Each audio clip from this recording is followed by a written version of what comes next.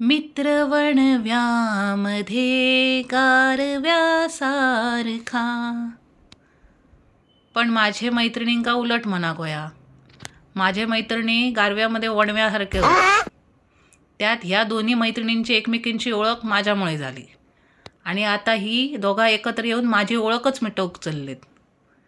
एक तर माका कोकणातली थंडी सहन होणार नाही आणि ही माका अशा ठिकाणी चल म्हणतात जिकडची थंडी माझ्यासाठी मायनसमधली थंडी असतली. माझो जीवच घेऊक बसलीत.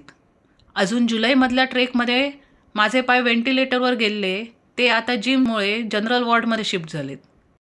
त्यात ही आता दुसऱ्या ट्रेकला नेऊन माझ्या पायांका डायरेक्ट कोमातच नेतात.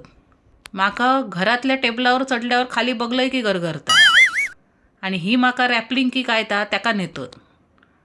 चल ग आम्ही आहोत असं म्हणान नेतली आणि थंय गेल्यावर माका मागे टाकून तुरु तुरु निघून जातली. मग माझी जबाबदारी बिचाऱ्या ट्रेक अरेंज करणाऱ्यांची. जसं काय ट्रेकला येऊन मी त्यांच्यावर उपकारच करतोय. माका आता माझ्यापेक्षा ट्रेक अरेंज ज्यांनी केलो त्यांचीच दया येता. त्यांच्यासाठी मी नवीन असे हो, पण माका माहीत आहे ना माझा काय होताला. ह्याका म्हणतात मैत्रिणींच्या हातान स्वतःचो खड्डो खणून घेणे.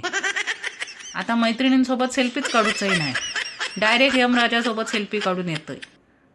तोपर्यंत वाट बघित राहा माझ्या व्हिडिओची. तर काय ता स्टे ट्यून. माझा तुना नाही वाजला तर बाय.